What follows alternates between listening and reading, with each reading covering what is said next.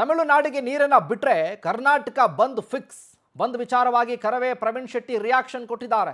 ಪದೇ ಪದೇ ಕಾವೇರಿ ವಿಚಾರವಾಗಿ ತಮಿಳುನಾಡು ಖ್ಯಾತೆ ತೆಗೆಯುತ್ತೆ, ನೀರನ್ನ ಯಾವುದೇ ಕಾರಣಕ್ಕೂ ಬಿಡಬಾರದು ಅಂತ.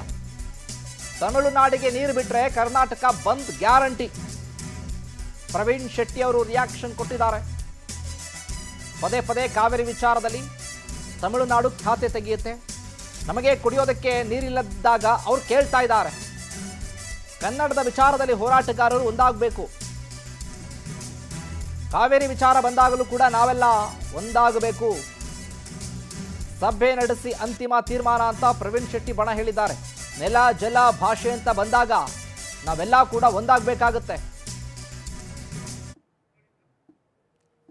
ಹೋಗ್ತೀವಿ, ಸಭೆ ಸೇರ್ತೀವಿ, ಕನ್ನಡ ಹೋರಾಟಗಾರರೆಲ್ಲ ಒಂದಾಗಬೇಕಾಗತ್ತೆ, ಕಾರ್ಮಿಕ ಸಂಘಟನೆಗಳು ಒಂದಾಗಬೇಕಾಗತ್ತೆ, ರೈತ ಸಂಘಟನೆಗಳು ಒಂದಾಗಬೇಕಾಗತ್ತೆ, ಕನ್ನಡ ಪರ ಮನಸ್ಸಿರುವ ಜನರು ಒಂದಾಗಬೇಕಾಗತ್ತೆ, ಎಲ್ಲಾ ರಾಜಕೀಯ ಪಕ್ಷಗಳು ಒಂದಾಗಬೇಕಾಗತ್ತೆ.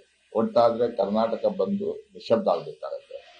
ಇವಾಗ ಏನ್ ಸ್ವಾತಂತ್ರ್ಯ ಬಂದಿದೆ ಅಂತೇಳಿ ಆಗಸ್ಟ್ 15ನೇ ತಾರೀಕು ಸ್ವಾತಂತ್ರ್ಯ ದಿನಾಚರಣೆಯನ್ನು ಆಚರಣೆ ಮಾಡ್ತಾ ಇದೀವಿ.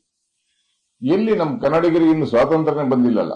ಒಂದ್ ಕಣ್ಣಿಗೆ ಬೆಣ್ಣೆ, ಒಂದ್ ಕಣ್ಣಿಗೆ ಸುಣ್ಣವನ್ನ ಹಾಕೋದ್ರ ಮುಖಾಂತರ ಎಲ್ಲಿ ನಮ್ಗೆ ಇಲ್ಲಿ ಕುಡಿಲಿಕ್ಕೆ ನೀರಿಲ್ಲ, ಸಾಯುವಂತ ಸ್ಥಿತಿಯಲ್ಲಿ ಕನ್ನಡಿಗರಿದ್ದೀವಿ.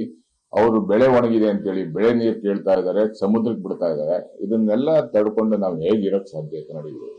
ಆದ್ರಿಂದ ಮಾನ್ಯ ಮುಖ್ಯಮಂತ್ರಿಗಳು ಗಂಭೀರವಾಗಿ ಚಿಂತನೆ ಮಾಡಬೇಕಾಗತ್ತೆ. ಸುಗ್ರೀವಾಜ್ಞೆ ತಗೊಂಡ್ ಬಂದಾದ್ರೂ ನೀರನ್ನ ಯಾವುದೇ ಕಾರಣಕ್ಕೆ ಬಿಡಬಾರ್ದು. ನಮ್ಮ ಸ್ಥಿತಿಗತಿ ಗೊತ್ತಾಗ್ಬೇಕು, ಇಡೀ ದೇಶಕ್ಕೆ ಗೊತ್ತಾಗ್ಬೇಕು. ದೇಶಕ್ಕೆ ಗೊತ್ತಾಗಿಲ್ಲ ಅಂದ್ರೆ, ಮನವರಿಕೆ ಮಾಡ್ಕೊಟ್ಟಿಲ್ಲ ಅಂದ್ರೆ ನಮ್ಮ ಅಧಿಕಾರಿಗಳು ತಪ್ಪಿದೆ, ನಮ್ಮ ರಾಜಕಾರಣಿಗಳು ತಪ್ಪಿದೆ. ಒಟ್ಟಾರೆ ಸರ್ಕಾರದ ವೈಫಲ್ಯ ಇದರಲ್ಲಿ ಎದ್ದು ಕಾಣ್ತಾ ಇದೆ. ಲೋಕಸಭಾ ಸದಸ್ಯರು ಡೆಲ್ಲಿಯಲ್ಲಿ ಏನ್ ಮಾಡ್ತಾರೆ, ಕರ್ನಾಟಕದ ಪರವಾಗಿ ಎಲ್ಲಿ ನಿಂತಿದ್ದಾರೆ? ಕೇಂದ್ರ ಸರ್ಕಾರದ ಮನವೊಲಿಸುವಂತ ಕೆಲಸವನ್ನ